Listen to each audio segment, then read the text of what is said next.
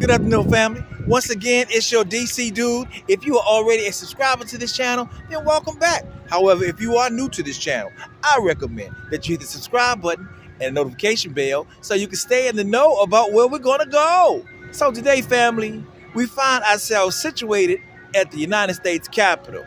Wait a minute, DC dude. Your last video you was at the Capitol, man. So how the Fonz used to put it on Happy Days so eloquently correct, Amundo. We were at the Capitol, but that was just the tip of the iceberg.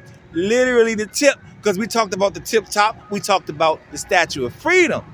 There's much more to the Capitol to go in relation to Black history involvement. But before we get started, family, I want to share with you my primary resource for the material that I present here today. It's a book called Black Men Built the Capitol. It's done by a man named Jesse J. Holland. So what I found fascinating about the book is that even though the title suggests that it's just talking about Black men building the Capitol, well, that's just not so. This book actually gets into other memorials downtown on the beaten path and African Americans' contributions to these memorials. Not just memorials, but the White House, the National Mall itself, and some of the museums that surround it. So few people are aware or never told or just don't know of the African American contributions to actually building the Capitol. It could be argued that the Capitol would not exist as we know it today without slave craftsmanship and labor. As a matter of fact, records show that African American slaves living in and around Washington, D.C. made up large portions of the workman crew that constructed it. More than 400 slaves, or put another way, half the documented workforce, cleared trees from Jenkins Hill and dug up stumps for the wide avenues that radiate out into the city. Also, the contributions of African Americans didn't end with the construction of the walls and statues of the Capitol, but also there are African Americans who are honored inside of the Capitol. For example, in the Rotunda is the center. That's the core. That's like it's not literally the center anymore as it once was, but now it's figuratively the heart of the Capitol, right? It's the place in the Capitol where tour guides bring thousands of people daily to see. You look up and you can see the inside of the dome. There are paintings on the wall, life-size paintings on the wall, which back then were meant to record the history of the young nation. But unfortunately, not one single paint in the room depicts a Black. And this is an irony in a building that was constructed with the sweat and labor of slaves. However, the Rotunda does house the statue dedicated to an African-American civil rights leader, Martin Luther King. It was added to the Capitol in 1986, 4 days before the first national celebration of the federal Martin Luther King Jr. holiday. It's made of bronze. It's what they call a bust that shows, from his chest area up to his head. It's 1.5 times life size and rests on a 5.5-foot black pedestal.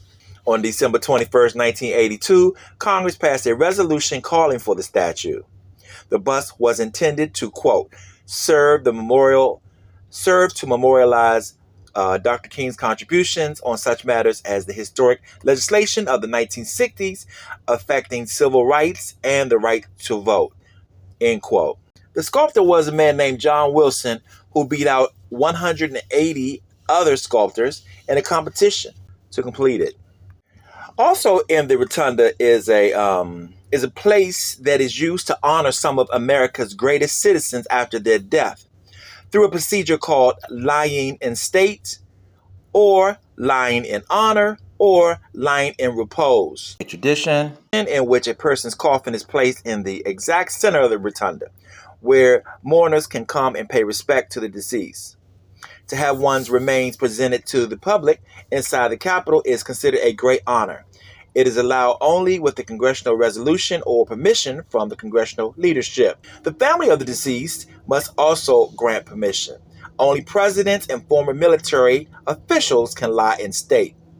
All others are considered to be lying in honor or in repose. So since the writing of Jesse Holland's book, Since July 1st, 1852, 32 people have been honored by having their remains presented to the public in the Rotunda, including 11 presidents. That list includes only one woman, an African-American woman, Rosa Parks. After years of adoration as the mother of the civil rights movement, Rosa Parks died October 24th, 2005.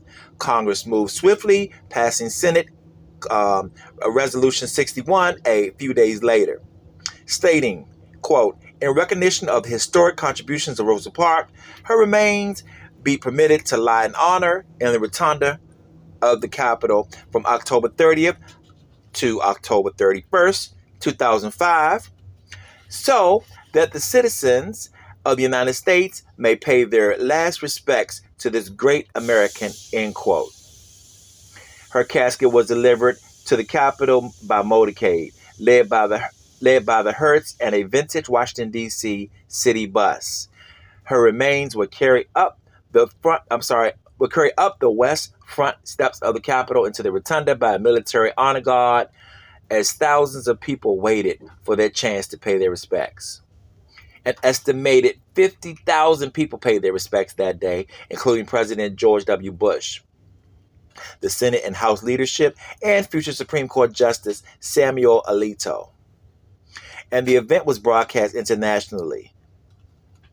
Senate Chaplain Barry Black, the first African American to ever serve in that position, said Rosa Parks' courage, quote, ignited a movement that aroused our national conscience and served as an example of the power of faithful small acts. And then there was a guy named Jacob Joseph Chestnut. So he was the first African American to be honored with the ceremonial viewing in the Capitol Rotunda. He was a U.S. Capitol policeman who was killed while working at the building on July 24, 1998. On that day, an armed gunman attempted to enter the Capitol through the memorial doors on the first floor of the East Front, and Chestnut was fatally shot in his attempt to stop him. So, not only did African Americans play a pivotal role in the construction of the Capitol and also memorialized inside the Capitol, but African Americans also have a history of serving in the Capitol. The first African American to serve a full term in the U.S. Senate was a man named Senator Blanche K Bruce of Mississippi. So Bruce didn't serve a second term because the end of Reconstruction denied Bruce that second term when his first one ended in 1881, as Southern states began to enact Jim Crow-style laws. There's a prominent portrait of him inside the Capitol, located across from the Senate gallery doors nearest to the east staircase. It's an oil-on-canvas painting that was actually painted by an artist named Knox, who also painted President Bill Clinton's portrait for the White House's art collection. The portrait is based on one of the few historical photographs of Bruce known to exist. The Senate would not have another African-American senator until Edward Brooke in 1967. Also, Knox was the first African-American to paint a presidential portrait. I want to thank Jesse J. Holland again for this book. I've quoted a lot of what I've shared today in his book.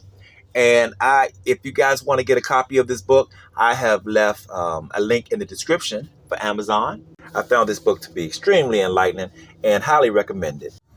So family, this is just a short summary of African Americans' contribution to the Capitol.